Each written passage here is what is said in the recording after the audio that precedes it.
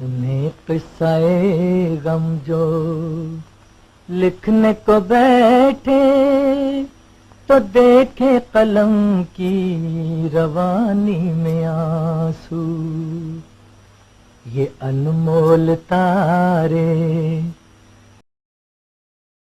Radio 1923 میں ہندوستان میں سب سے پہلے ریڈیو کا جنم ہوا، اور ساتھ ہی اسی دور میں 1924 میں محمد رفیع کا بھی جنم ہوا۔ ہم آج بات کرنے جا رہے ہیں محمد رفیع کے ایک ایسے گیت کی جس میں ساز تو نہیں ہے، پر محمد رفیع کی دلکش اور بہترین آواز ہے۔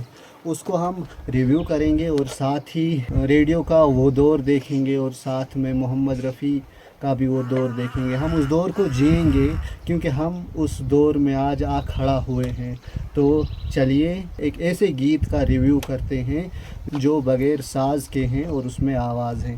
ریڈیو ایک بہترین ذریعہ ہے۔ محمد رفیع نے سب سے پہلے 1944 میں گایا، اور تب محمد رفیع 20 سال کے تھے اور ریڈیو 21 سال کا تھا۔ تو دونوں ایک ساتھ پیدا ہوئے، دونوں ایک ساتھ جوان ہوئے، تو دونوں کی جوانی کو آج ہم جئیں گے۔ تو چلیے شروع کرتے ہیں۔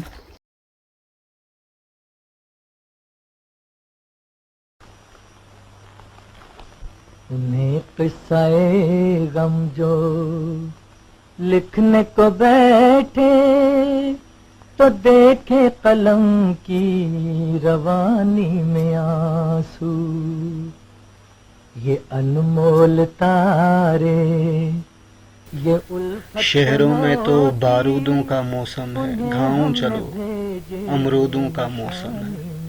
وہ زمانہ کچھ ایسا ہی رہا ہوگا، کچے راستے، کچے گھروں کے در و دیوار، کچے مکان پر مگر کتنا سادہ دل رہے ہوں گے وہ۔ سادگی بھرپور تھی، سچائی تھی، دکھاوا بالکل نہیں تھا جو آج کے دور میں ہے۔ ہمارے بڑے کام آئے، زباں بن گئے بے زبانی میں آنسو، نہ سمجھو کہ آنسو ہے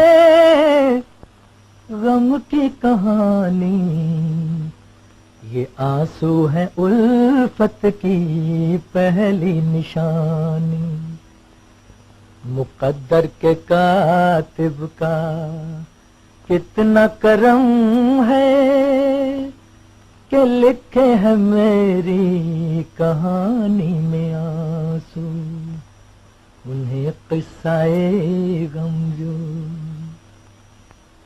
زمانے میں تقدیر سب کی جدا ہے، تجھے کچھ ملا ہے مجھے کچھ ملا ہے، ادھر ہے تیری زندگانی میں خوشیاں، ادھر ہے میری زندگانی میں آنسو، انہیں قصہ غم جو لکھنے کو بیٹھے تو دیکھے قلم کی روانی میں آنسو۔ اس دور سے لے کر آج تک ریڈیو ہمارے لیے بہترین انفارمیشن کا ذریعہ ہے، جو ایک ہی سمے میں شکشا، سماچار اور منورنجن دے ہیں۔ ریڈیو سرحدیں نہیں دیکھتا ہے۔ یہ فلپس برانڈ کا ہے، اور اس کے علاوہ HMV، بش، مورفی۔ ہم نے قلم اور کاغذ جب لیا تو ہم ایک لفظ بھی لکھ نہیں پائے، کیونکہ ہماری جو قلم سے سیاہی کی جگہ آنسو نکل پڑے۔ لیکن یہ آنسو ہمارے بہت کام آئے، کیونکہ جب ہم نے وہ خط انہیں بھیجا تو اس خط میں کچھ سیاہی نہیں تھی، کچھ لکھا نہیں تھا، بس آنسوؤں سے وہ خط بھیگا ہوا تھا۔ تو وہ آنسو ہمارے بہت کام آئے، کیونکہ ان آنسوؤں نے وہ کام تمام کر دیا جو ہم قلم سے سیاہی سے لکھتے۔ لیکن یہ آنسو کتنے کام کے ہیں، جو انہیں قصہ غم جو لکھنے کو بیٹھے تو دیکھے قلم کی روانی میں آنسو۔ اس میں بڑا سمپل سا مطلب ہے کہ ہم نے اپنے دل کا حال انہیں لکھا تو ہم لکھ نہیں پائے، کیونکہ ہم نے جب قلم اٹھایا تو قلم کی جو نوک تھی اس میں آنسو بہے۔ تب اس دور میں نہ تو موبائل تھا، اور موبائل میں نہ تو سوشل میڈیا تھا، فیس بک، ٹویٹر، واٹس ایپ، انسٹاگرام، وی چیٹ وغیرہ وغیرہ نہیں تھے۔ تب سمپل دور تھا، لیٹر سے بات ایک دوسرے تک پہنچتی تھی۔ یہ آنسو ہمارے بڑے کام آئے، زباں بن گئے ہیں بے زبانی میں آنسو۔ اس گیت کے بارے میں ہمیں زیادہ کچھ جانکاری حاصل نہیں ہو پائی۔ ہم نے بہت سرچ کیا انٹرنیٹ پہ، لیکن ہمیں اس کے بارے میں زیادہ جانکاری نہیں حاصل ہو پائی کہ اس کے لیرسز کس نے لکھے ہوئے ہیں، کیونکہ یہ کسی فلم کا حصہ نہیں ہے، کسی البم کا یہ حصہ بھی نہیں ہے۔ یہ بغیر ساز کے اس پر محمد رفیع نے آواز دی ہے، تو یہ گیت امر ہو گیا، ایور گرین ہو گیا۔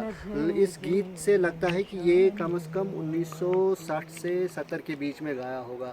تو میرے بیک گراؤنڈ میں آپ دیکھ رہے ہیں کہ آپ کو 1960-70 والا فیل آ رہا ہے۔ اگر آ رہا ہے تو کمنٹ باکس میں لکھیے کہ ہاں 1970-60 والا فیل آ رہا ہے۔